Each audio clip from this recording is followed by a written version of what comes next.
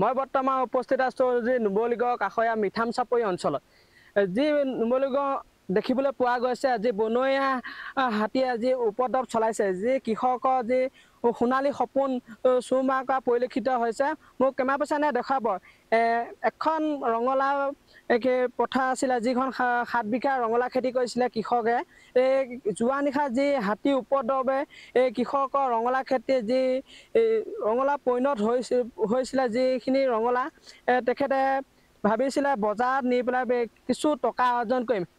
তেখেতৰ কৃষকৰ মাজত এতিয়া হাহাকাৰ সৃষ্টি হোৱা পৰিলক্ষিত হৈছে। যি বনৰীয়া হাতীয়ে উপদ্ৰৱে এই ৰঙালাও খেতি চুৰমাৰ কৰি খেতিখিনি চুৰমাৰ কৰা পৰিলক্ষিত হৈছে। যি নুমলীগড়ত দেখিবলৈ পোৱা যায় বন্যহস্তীৰ উপদ্ৰৱৰ কাৰণে এতিয়া কৃষকৰ মাজত হাহাকাৰ পৰিস্থিতি সৃষ্টি হোৱা পৰিলক্ষিত হয়। মোৰ সৈতে কৃষকৰ এগৰাকী বাইদেউ আছে, তেখেতৰ পৰা জানো আহকচোন।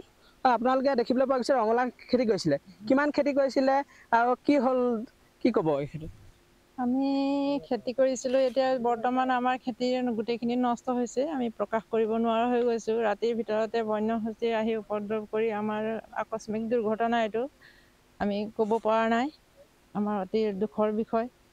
আমি খেতিৰ ওপৰতে নিৰ্ভৰশীল খেতিয়ক মানুহ।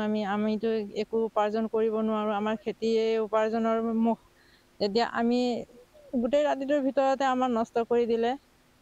আমাৰ গোটেই ওচৰ চুবুৰীয়া অঞ্চলখিনি কৃষিভূমিৰ ৰাইজ ৰাতিটো গোটেই নিশা উজাগৰে থাকিবলগীয়া হৈ যায়।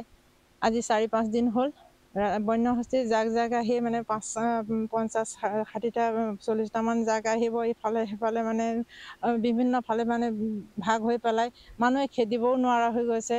ৰাতি গোটেই ঘৰত মানুহ থাকিব নোৱাৰা হৈছে। মানুহো মাৰিছে, খেতিটো নষ্ট কৰিছেই। মানুহকো এতিয়া ভয় লগা হৈ গৈছে। মানুহ বাহিৰলৈ আহিব নোৱাৰা হৈ গৈছে। তেনেকুৱা অৱস্থা। আমাৰ সোণালী সপোনটো নষ্ট কৰি দিছে।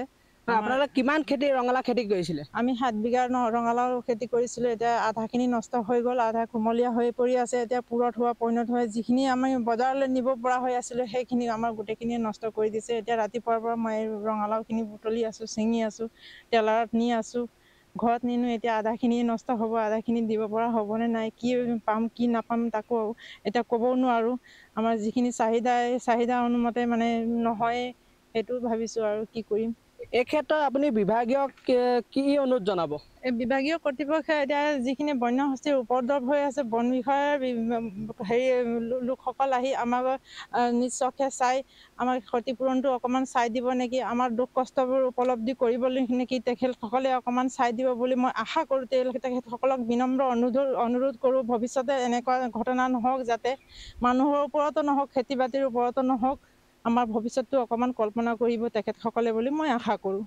হয়, এনেদৰে দেখিবলৈ পোৱা গৈছে যি মৰঙী মৌজাত হাতী মানুহৰ সংঘাতে এনেদৰে কৃষকৰ মাজত যি সোণালী সপোন চুৰমাৰ কৰা পৰিলক্ষিত হৈছে। মোক কেমেৰা পাৰ্চনে দেখুৱাইছে যি যোৱা নিশা এজাক বন্যহস্তী জাকে আহিয়ে যি ৰঙালাও খেতি তেখেতৰ যি ৰঙালাও খেতি কৰিছিলে, ৰঙালাও খেতি যি উপদ্ৰৱ চলালে, এই ক্ষেত্ৰত বন বিভাগক এই ক্ষেত্ৰত বিহিত ব্যৱস্থা ল'বলৈ তেখেতেও অনুৰোধ জনাইছে।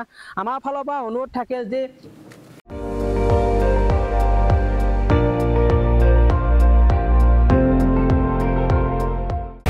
আপুনি চাই আছে ND24, সৰ্বশ্ৰেষ্ঠ নহয় সৰ্বোত্তমৰ দৌৰ।